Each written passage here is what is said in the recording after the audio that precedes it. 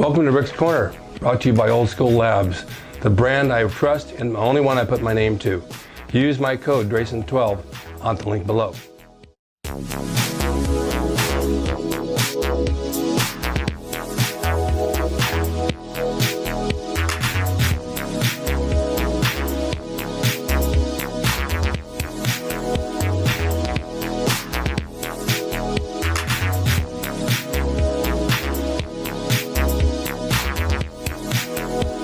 Welcome to Rick's Corner. The man, the myth, the legend. Now on with the show. Hi, it's Rick Drasin. I'm down here at Gold's Gym and Day in Venice doing Rick's Corner on a little bit of remote with a couple of friends. We did a walkthrough in the gym, which is the gym today. Here's the logo that I did in 1973. As you can see, it's a carbon copy of me. And we're going to take a walk down by the old Gold's, just a little bit of a tour of the beach that you guys have been asking for, to where we trained back in the 70s. So I think this will be a lot of fun, and we'll just we'll have a good time. We'll just talk as we go. I got a few guys with me who are going to point out points of interest. Thanks, and watch this. Okay, so we're going to take a walk up. This is Pacific Avenue. This is like the main street of Venice, and then a block over is the ocean. Well, we'll go up here to Brook Street, and Brooks and Pacific is where the original Gold's Gym is. I believe it's a house now, but that's where everything took place back in the golden era of bodybuilding. That's what all you guys used to read about. Yeah, that's the fun part. So we'll have a look at that and talk about it a bit. What's that? I see all these names on this wall. Yeah, I don't, you know what? It's a memorial. It's a memorial of some sort. Yeah, I'm not quite sure what. Yeah, I never see that. It says Southeast Asia. I would imagine it's a Nam thing. Yeah. Well, anyway, we're going to head up there. Oh, yeah, POW. Okay, Oscar. This alleyway back in the late 60s, early 70s was the entrance to Gold's Gym, the original Gold's Gym. We'd come right down here, we pull right in here, and where those gates are right there, those garage doors, was 4 parking spots. That was the whole extent of the gym, 4 spots. I parked my little Volkswagen in there. You come in, you go right up the stairs into the gym, and that was the gym. Small little building. And this was the mecca of bodybuilding. This is where everything took place, right in there. Now right here. And now it's been a private residence for years now, but that door right there was actually wide open, and there's a stairwell that goes up, and you go into the level of the gym, parking underneath. One shower was right there that both the men and women used. The front door, which we'll go around to, Zabel Kazuski ran the gym for Joe, would always sit at the front door with his back doing crossword puzzles, getting sun on his back, or he'd be sleeping like this. Somebody would come in and join the gym, and he says, "Can't you see I'm busy? Come back later." The phone would ring on the wall. He'd never answer it. He's laying in a barber's chair in here just relaxing. Someone said, "Zabel, the phone's ringing." He says, "They'll call back." That was the attitude back then. Just take it easy. Gold's Gym. Yeah, Gold's Gym. Wow. But this is the back of the building. If you can get in there, you can see the little parking spots. This gate wasn't there before. It was just wide open. And a lot of conversation would take place out here in the alley with Arnold and all the guys. And we'd take off from here and go down to the marina and have lunch. Now, when did the We'd go down to Venice and eat at the German's restaurant where you get an 8-egg omelet with ham and cheese, coffee, toast for $1.35. Yes. Bring back those days. Yeah, right. So let's go around the front and Right. we'll get a look at that. Where Rick was a little chestnut and grew into the big oak. Do you know what a chestnut is? Do I know what a The chestnut definition is? of a chestnut? No. A titty idiot. A titty idiot? Chestnut. Does he get that? See, bodybuilding wasn't his first love. It was comedy. That's right. But he excelled in bodybuilding. Well, to me, everything was a joke. And Okay, this is the front of Gold's. This is actually the main. We never entered from this way, except people walking by on the street. This was a window, and we had our double doors here, and there was a window on the other side. But the windows were kind of blocked out. I mean, they just were there for there, but the doors would let the ocean breeze blow through, and this is where Zabel used to sit in his chair getting some sun as the cars would whiz by. And this was we'll go from across the street, we'll be able to see the sign that's still on top of the building. They kept it intact, which is kind of nice. that's cool. Yeah, it is cool. So this is actually the front of the original Gold's Gym, 1965 through the 70s. And it's, like I said, it's a house now, and it's in good shape. Okay, here's what I'm talking about. You can see that the grate over the door, that's where the opening door was, but on both sides where these squares are were windows. And they still kept the Gold's Gym name on top, even though it's a house. And then when this was a gym, one of the owners later on, Ken Sprague, bought this house next door, this gray house, and he made it as part of the gym. So he built his own home right next to the gym so he could just go in and work out and just be part of it. So it's, that house next to it is basically incorporated to the property of the gym itself. This one here on the right. Right, that one on the right. It's all one big structure. Wow. Amazing, huh? So they actually made use out of it.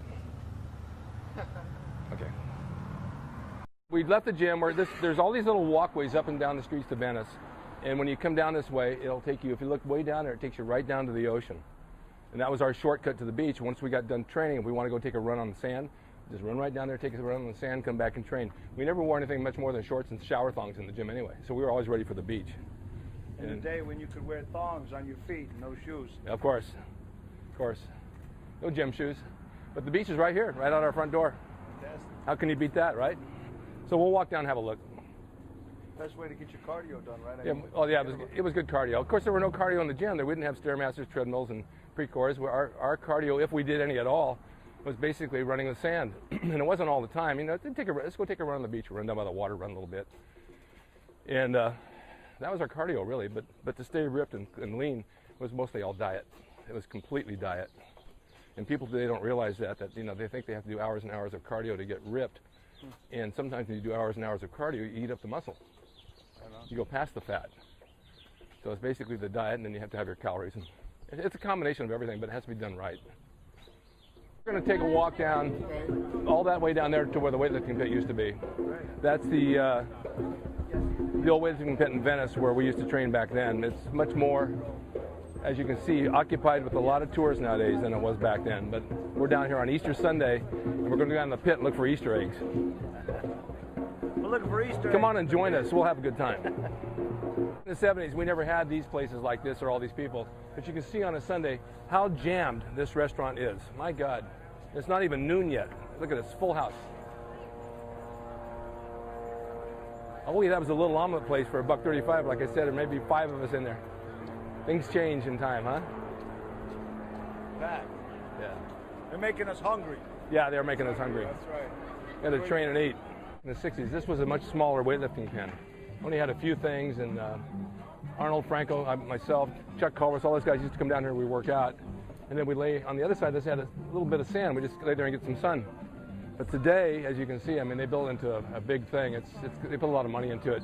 And then they made a pavilion over there of all the. Joe Weider donated all the bleachers, so they can have their contests right on the beach now. When we had them on the beach, they were over. They had another place over there where they'd have them. But now this is the center of everything for bodybuilding. That pedestal right there is the pose down? Right there, yeah. They usually put a tent over the top of it, the sun, Wow. and they pack this place. I mean, they pack it with, God, so many people. But this was Venice Beach, man. This is it. This is where we all started as pioneers of bodybuilding. And then over there, which is not there anymore, was a little restaurant which I mentioned called The Germans, owned by a brother and a sister from Germany, where they make 7-egg omelets with ham and cheese, toast, and coffee like for $1.35. And they had like 4 booths in there and a counter. So we'd go over there and eat. After we trained, we'd go over there and eat. Could eat like a king for $1.50, you know. Wow. And then we come back down, lay in the sun again. The good old days. It was like one of the best. It used to be, when I was a kid, I used to read those magazines and we watched these guys out here pumping iron in this pit and be like, man, I got to get down to Venice Beach and get in there with those guys. I actually have a video up on YouTube right now back in the 70s that I found on myself working out down there as part of a documentary. And if you go to my YouTube, Rick Drasin, you'll see it on there. It really depicts what it was back in the day. There was a girl, Heidi, in the thing with us from Germany. She was hot. And I don't know where she is today. Now she's got to be close to 70 years old. Maybe she's still hot. I don't know. But we'll take a walk. If you pin, you're right here. If you go down this way, is where we'd hang out the beach. This was an all grass area here. All grass, yeah. And so we'd lay in the grass and maybe on a Sunday have a picnic. Or we'd go down right down here to the water to the sand. We'd lay down there and take a swim. But this obviously was. Take a big smell. No. You smell the ocean? You smell the ocean? The ocean well, and the men's room. Well, let's forget the men's room. The salt in the air, the smell of the ocean, and the sea has a certain odor. This odor has never changed since the 70s. It's the same. You can take a sniff here and you'll know exactly what we went through back then. I mean, it's the same feeling in the air. The sun feels everything about it. That's why it gives me goosebumps to come down here, because it means so much to me to go back into the past. Yeah, I mean, this is my roots. This is just something that we lived, and it'll never be the same again, unfortunately. But you can come down and get a 70s fix by smelling the air and putting your feet on the sand, you know? Go get your 70s fix, yeah, man. Your 70s bodybuilding fix from the golden era of bodybuilding here on Rick's Corner. Well, back, I'd say like late 70s, I was hired to do a Coors commercial for beer. And I filmed it right here on the sand. I'm curling dumbbells as this couple's walking by looking at me like I was a freaky bodybuilder, right? That's what we were. And then they shot a second commercial that day where I was a lifeguard on the beach. And if you go to my website, I believe those pictures are on there from back then. I was all oil. I was oiled up. I had a whole bottle of oil on me for some reason. But it was shot right here on this sand back in the late 70s. Like I said, there's the ocean. There's where we all kind of hung out. This grass area here was extended out. Arnold, like my friends, all of us, as we come down, we have a little picnic on Sundays, lay on the grass. Just take it back, kick back, and relax. What a great place. Those rocks were used in a lot of magazines for posing. For a lot of bodybuilders would go out there and shoot on the rocks. And this is actually the main part of Venice Beach. I had gone out there once to take a picture for a photographer, and I slipped because it has moss on it. And it had coral underneath, and my leg got stuck under the rock, and it literally cut my legs all the way from my calf all the way up behind my thigh, and got infected. I couldn't even bend my leg. It was swelled up twice the size. I had to go to the doctor and get antibiotics for it, because the coral out there is like really sharp. But they got good pictures out there, that's for sure. This is the beach. This is what we did. 70s golden era.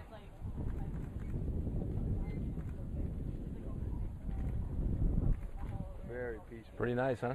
Right? I could imagine this early in the morning. Oh, God. Early in the morning, hanging out down here, quiet, just the seagulls, a little bit of the ocean, the waves breaking. Go on train, come back down, lay down for a little bit. It's great. So we're going to head down to the firehouse. We're going to have some protein. This is where we're going to eat now. And we'll pick this up down there.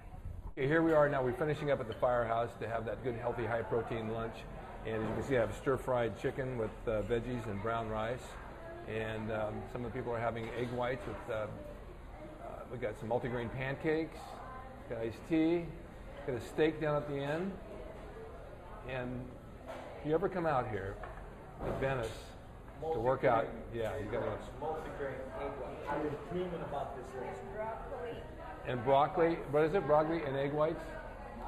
You got a good cross section here. And very colorful. Very colorful, yeah. All right, so next time you come down to Venice and you want to work out at Gold's Gym, you want to meet me down at the firehouse for lunch, I'll let you buy it for me. Thanks for watching. Hope you enjoyed the video brought to you by Old School Labs. Use my discount code DRASIN12 on the link below at oldschoollabs.com. Hey everyone, now you can have the Gold's Gym logo drawn by me, the artist Rick Drasin, personalized and made out to you and signed by me to frame and put on your gym wall or wherever you see fit to do so. It's a piece of bodybuilding history. It will never be duplicated again. It's the largest selling icon t-shirt logo in the world. And I'm the guy that drew it, and I will draw it for you. Just go to my website, rickdrasin.com, and order there. You can pay through PayPal, and it'll be sent out right away. And be sure to watch Rick's Corner for all the videos on bodybuilding, nutrition, fitness, pro wrestling, and anything that suits your interest as far as getting physically fit and being the best you can be from the golden era of bodybuilding.